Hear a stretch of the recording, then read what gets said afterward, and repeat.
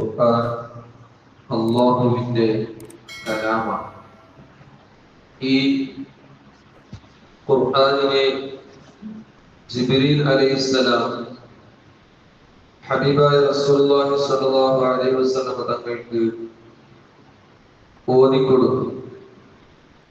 ജിബ്രീൽ അലൈഹിസ്സലാം ഓതിക്കൊടുത്ത ഖുർആൻ അതേ സമയത്തിൽ നബി സല്ലല്ലാഹു അലൈഹി വസല്ലം തങ്ങൾ അത് ഓതുകയും മണപ്പാടമാക്കുകയും സ്വഹാബത്തിന് ഓതിക്കൊടുക്കുകയും ചെയ്തു.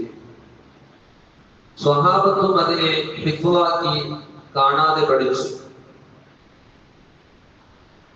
ചില ആയത്തുകളും സൂറത്തുകളും നബി സല്ലല്ലാഹു അലൈഹി വസല്ലം തങ്ങൾ സ്വഹാബത്തിനോട് എഴുതി വെക്കാൻ പറഞ്ഞു.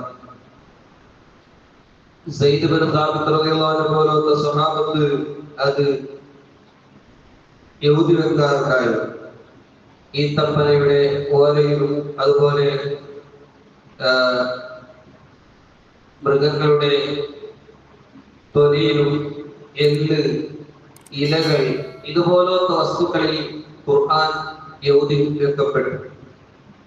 അങ്ങനെ ജിബ്രീൽ അലൈഹിസ്സലാം ഓതിക്കൊടുക്കുന്നതൊക്കെ നബി സല്ലല്ലാഹു അലൈഹി വസല്ലം പെട്ടെന്നായി ഹിഫ്ളാക്കുകയും സ്വഹാബത്തിന് ഓതിക്കൊടുക്കുകയും ചെയ്തിരുന്നു. അല്ലാഹു തആല ഖുർആനിൽ നബി സല്ലല്ലാഹു അലൈഹി വസല്ലം പറഞ്ഞു, വലാ തഅജൽ ബിൽ ഖുർആൻ മിൻ ഖബ്ല അൻ യുഖ്ളാ അലൈഹി. തങ്ങൾ തിരക്ക് കൂട്ടണ്ട, തങ്ങൾക്ക് ഞങ്ങൾ ഓതി തരുന്നതിന് മുമ്പായി പെട്ടെന്ന് മറന്നു പോകുമോ, ഹിഫ്ളില്ലാതെയാകുമെന്ന് പേടിച്ചിട്ട് നബി തങ്ങൾ എന്താക്കും, ജിബ്രീൽ ഇസ്ലാമിന്റെ ഓത്തു കഴിയുന്നതിന് മുമ്പ് തന്നെ ഇത് ഓതാൻ തുടങ്ങും. അപ്പൊ അല്ലാഹു തആല നിങ്ങൾ തിരക്കാക്കണ്ട, നിങ്ങൾക്ക് ഞാൻ എന്താക്കും, അത് വേണ്ടതുപോലെ ഖുർആൻ ഓതി തരും. മറ്റൊരു സ്ഥലത്തുണ്ട്, ലാ തുഹർരിക് ബിഹി ലിസാനക ലിതഅജല ബി ഇന്ന അലൈനാ ജംഅഹു വ ഖുർആന. നിങ്ങൾ തിരക്ക് കൂട്ടിയിട്ട് നാവ് അനക്കണ്ട, പിന്നെയോ നിങ്ങൾക്ക് ഈ ഖുർആൻ ഞങ്ങൾ ഓതിത്തരും, അതിനെ ഒരുമിച്ച് കൂട്ടുന്ന ഉത്തരവാദിത്വം ഞങ്ങൾക്കാണ്. അത് കൃത്യമായിട്ടും ഖുർആൻ നിങ്ങൾക്ക് പൂർണ്ണമായി ഓതിത്തരും, അതിനെ ഒരുമിച്ച് കൂട്ടുമെന്ന് അല്ലാഹു തആല ഖുർആനിൽ പറഞ്ഞു. അങ്ങനെ ഖുർആൻ എല്ലവും ഹബീബായ റസൂലുള്ളാഹി സ്വല്ലല്ലാഹു അലൈഹി വസല്ലം തങ്ങൾ സ്വഹാബത്തിന് ഓതിക്കൊടുത്തു. അവിടുന്ന് വഹീ എഴുത്തുകാരായ സ്വഹാബത്തിനോട് എഴുതി വെക്കാനും പറഞ്ഞു. അങ്ങനെ ഖുർആൻ ഒരു മുസ്ഹഫിന്റെ രൂപത്തിൽ ഉണ്ടായിരുന്നില്ല, എല്ലാം ഹൃദയങ്ങളിലായിരുന്നു. സ്വഹാബത്ത് ഖുർആൻ കാണാതെ പഠിച്ചു. നബി സല്ലല്ലാഹു അലൈഹി വസല്ലം 23 കൊല്ലം കൊണ്ട് ഖുർആൻ പൂർണ്ണമായും സ്വഹാബത്തിന് ഏൽപ്പിച്ചു കൊടുത്തു. പക്ഷേ നബി സല്ലല്ലാഹു അലൈഹി വസല്ലം വഫാത്തിന് ശേഷം ഉണ്ടായ പല യുദ്ധങ്ങളിലും ഇവിടുന്ന് ഖുർആൻ ഹാഫിളീങ്ങൾ വഫാത്താവാൻ തുടങ്ങി. പല ഹാഫിളീങ്ങൾ വഫാത്തായപ്പോൾ അവിടുന്ന് സ്വഹാബത്തിന് ഒരു ആശങ്ക ഉണ്ടായത്, ഖുർആൻ ഇവിടെ ബാക്കിയാകുമോ, ഖുർആൻ ഹിഫ്ളാക്കിയ സ്വഹാബത്ത് ഇങ്ങനെ ഷഹീദായി പോയാൽ നമ്മുടെ ഖുർആൻ എങ്ങനെ ബാക്കിയാകും? അങ്ങനെ ഉമർ റളിയല്ലാഹു അൻഹു ഖലീഫയായ അബൂബക്കർ സിദ്ദീഖ് റളിയല്ലാഹു അൻഹുവിനോട് അഭിപ്രായപ്പെട്ടു, ഈ ഖുർആൻ നമുക്കൊന്ന് ഫുള്ളായിട്ട് ക്രോഡീകരിച്ച് ഒരു മുസ്ഹഫിലാക്കിയാലോ. അങ്ങനെ ആദ്യം അബൂബക്കർ സിദ്ദീഖ് പറഞ്ഞു, നബി സല്ലല്ലാഹു അലൈഹി വസല്ലം ചെയ്യാത്ത ഒരു കാര്യം ഞാൻ ചെയ്യുകയില്ല, നബി തങ്ങൾ ചെയ്യാത്തതാണ് മുസ്ഹഫ്, അതുകൊണ്ട് ഞാൻ അത് ചെയ്യുകയില്ല. പിന്നെ ഇതിന്റെ മഹത്വവും ഒക്കെ ഉമർ റളിയല്ലാഹു അൻഹു പിന്നീട് ആവർത്തിച്ച് പറഞ്ഞപ്പോൾ അവിടുന്ന് അബൂബക്കർ സിദ്ദീഖ് റളിയല്ലാഹു അൻഹു പറഞ്ഞു, എന്റെ ഹൃദയത്തിലേക്ക് അല്ലാഹു തആല അത് തോന്നിപ്പിച്ചു, വല്ലാഹി ഖൈർ, അത് ഖൈറാണ്. ഇങ്ങനെ എന്താക്കി മുസ്ഹഫ് ഒരുമിച്ച് കൂട്ടാൻ വേണ്ടി അവിടുന്ന് ഏൽപ്പിക്കുന്നത് മഹാനായ സയ്യിദ് ഇബ്നു സാബിത്ത് റളിയല്ലാഹു അൻഹു തങ്ങൾ വഹീ എഴുത്തുകാരായിരുന്നു. സയ്യിദ് ഇബ്നു സാബിത്ത് റളിയല്ലാഹു അൻഹുവോട് ഏൽപ്പിച്ചു, നിങ്ങൾ മുസ്ഹഫ് ആയി ഈ ഖുർആൻ ഒന്ന് ക്രോഡീകരിക്കണം. അത് രണ്ട് നിലക്കുള്ള ഈ തർത്തീബുണ്ട് ഖുർആൻ. ഒന്ന് നുസൂലും തർത്തീബുൻ നുസൂൽ, അതായത് ജിബ്രീൽ അലൈഹിസ്സലാം ഓതിക്കൊടുത്തത് ആദ്യം ഇഖ്റാ ബിസ്മി മുതലാണ്. പക്ഷേ മുസ്ഹഫിൽ കാണുന്നത് അതല്ല. ഇത് തിലാവത്തു തർത്തീബു തിലാവ, ഓത്തിന്റെ തർത്തീബ് വേറെ, അവതീർണമായ തർത്തീബ് വേറെ. എത്ര ബുദ്ധിമുട്ടുണ്ട് ഇത് ഒരുമിച്ച് കൂട്ടാൻ. ഒന്ന് ഇഖ്റാ ബിസ്മിന്റെ പകുതിയാണ് ആദ്യം ഇറങ്ങിയത്, പിന്നെ ഏതെങ്കിലും സൂറത്തിന്റെ പകുതിയായിരിക്കും, ഇങ്ങനെ പിന്നെ ഒരു സൂറത്തായിരിക്കും, ഏതേത് ഭാഗത്തിലായിരിക്കും അവതീർണമായിട്ട് 23 കൊല്ലം കൊണ്ട് പൂർത്തിയായത്. പക്ഷേ ഇത് പല സ്വഹാബത്തിന്റെ അടുത്തും എഴുതി വെക്കപ്പെട്ടതായിട്ടുണ്ട്. ഇതെല്ലാം ഒരുമിച്ച് കൂട്ടണമെങ്കിൽ ഇതിനൊരു മുസാഫിന്റെ രൂപത്തിൽ ഓത്തുപോലെയല്ല ഈ എഴുത്ത് എന്ന് പറഞ്ഞത്. സെയ്ദ് ഇബ്നു സാബിത് ഖുർആൻ 30 ജുസും എന്താവും കാണാതെ അറിയും, പക്ഷെ അതിനെ എഴുതിക്കൊണ്ട് പോയാൽ മതിയാവുകയില്ല.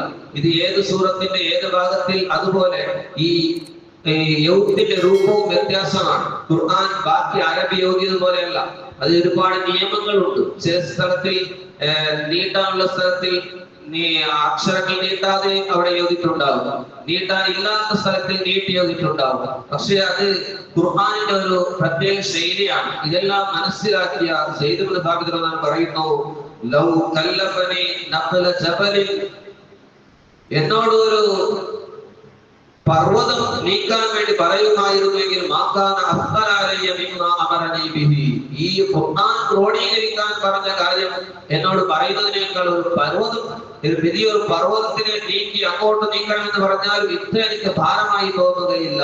അത്രമാത്രം എനിക്കിത് ഈ ഖുർആൻ ക്രോഡീകരിക്കുന്ന വിഷയം ഭാരമായി തോന്നി.